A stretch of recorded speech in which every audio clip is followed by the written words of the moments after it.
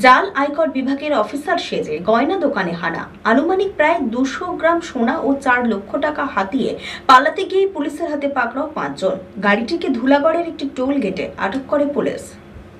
জাল আয়কর বিভাগের অফিসার সেজে গয়না দোকানে আয়কর হানা দিয়ে আনুমানিক প্রায় 200 গ্রাম সোনা ও 4 লক্ষ টাকা হাতিয়ে পালাতে গিয়ে পুলিশের হাতে পাকড়াও।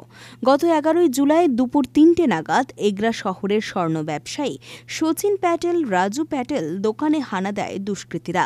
অভিযোগ পেয়ে এগরা থানার পুলিশ ঘটনার তদন্তে নামে। আমরা অ্যাকচুয়ালি প্রচুর আতঙ্কিত এভাবে রয়েছি। এগরা একটা ছোট শহর।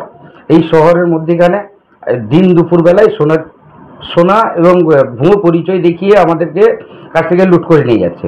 যখন তখন আমাদের এখানে কাস্টম অফিসার আসেন এবং আমাদের এখানটায় কখন ইনকাম ট্যাক্সের অফিসার আসেন, ওনারা কোনো পরিচয় দেখান না। ওনাদের কাছে পরিচয়পত্র চাইতে গেলে ওনারা মারধর করেন।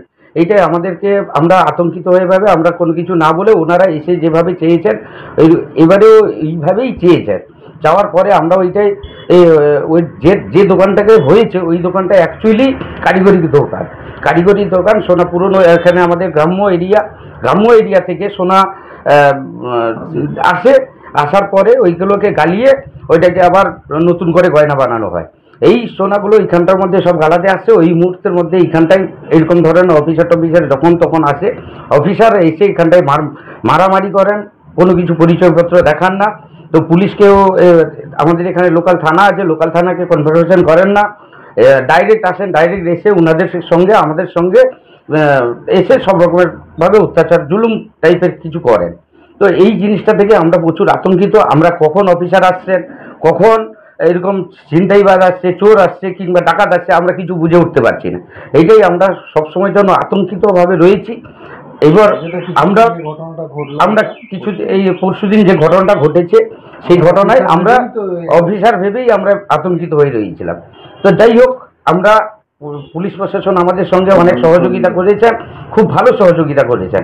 সেই সহযোগিতায় আরও যেরকম সহযোগিতায় আমাদের সঙ্গে হাত বাড়িয়ে দেন, বা এইখানটায় যদি আমাদের এইখানটায় প্রায় বহুত সোনার মিস্ত্রি থাকে, তো এইখানটায় আমরা বলবো যে একটু সিকিউরিটির জন্য যদি কিছু বাড়ানো যায় সেটা করলে খুব ভালোই হবে।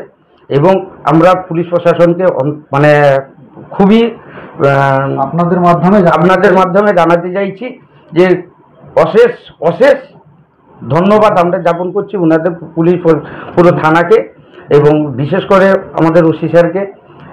উনি যেভাবে স্বর্ণ ব্যবসায়ীকে আমরা বলবো আপনারা নিজেরা সবাই সাবধানে থাকতে হবে।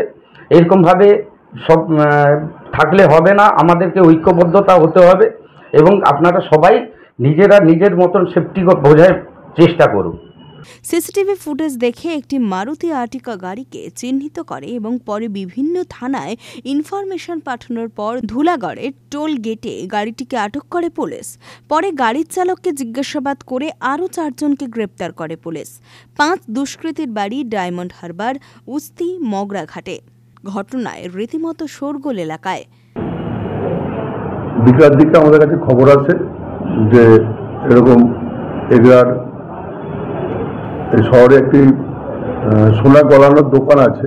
সোনা গলানোর দোকান থেকে কয়েকজন সরকারি আধিকারিকের পরিচয় দিয়ে সোনার দোকানের যে মালিকের ভাই ছিল, তখন মালিকের ভাইকে সাথে করে নিয়ে চলে গেছে এবং তাকে নারায়ণগড়ের একটা জায়গাতে ছেড়ে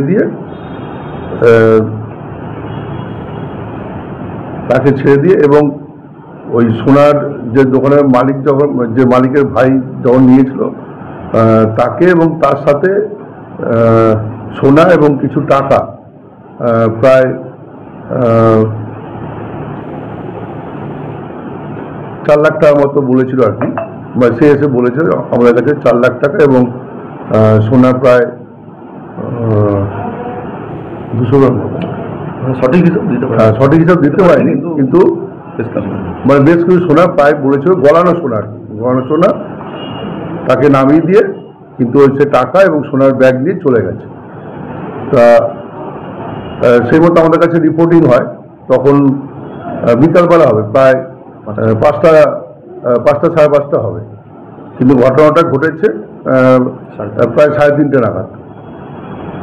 তো সেই মতো আমাদের যখন রিপোর্টিং আসে আমরা তারপর আমাদের যে ইলেকট্রনিক যে ডিভাইস আমাদের যে লাগানো আছে বিভিন্ন জায়গাতে, তার থেকে আমরা দেখতে পাই যে গাড়িটির নাম্বার আমরা দেখতে পাই, এবং গাড়িটির নাম্বার দেখে আমার সাথে সাথে আমার থানার যে বড়বাবু ছিলেন ইন্সপেক্টর অরুণ খা মহাশয়, উনি সাথে সাথে যে গাড়ির নাম্বার চারদিকে সার্কুলেট করা হয়, আমাদের যে বিভিন্ন গ্রুপ আছে, পুলিশের গ্রুপ আছে, এবং গাড়ির নাম্বারটা সার্কুলেট করাতে তারপরে সেই গাড়িটা আমরা ধুলাগড়ের ওখানে আমাদের যে ওখানে লোকাল যে পুলিশ স্টেশন আছে, সাকরাইল পুলিশ স্টেশন, সেই গাড়িটা ইন্টারসেপ্ট করে এবং গাড়িটাতে ড্রাইভার সমেত ইন্টারসেপ্ট করে। তখন আমার ড্রাইভারকে ইন্টারোগেশন করে যেরকম জানা যায় যে কুস্তি এবং মগরাহাট এরিয়ার লোকজন ছিল ওই গাড়িটাতে। তখন সাথে সাথে আমাদের এই রাজ্যের থানার যে টিম আছে এবং প্লাস আমাদের জেলা পুলিশের এসওজি টিম আছে, অর্থাৎ সিএম যে টিম বলি আমরা, সেই টিম মিলে সাথে সাথে ওখানে রেড করা হয়। যে সমস্ত লোকগুলো ইনভলভ ছিল তাদের বাড়িতে রেড করা হয় কুস্তি এবং মগরাহাটে। তখন আমরা ড্রাইভার সমেত 5 জনকে আমরা ধরি এবং যে তারা যে সোনাদানা এবং টাকা পয়সা নিয়ে গেছিল সেগুলো আমরা উদ্ধার করতে সক্ষম হয়েছি।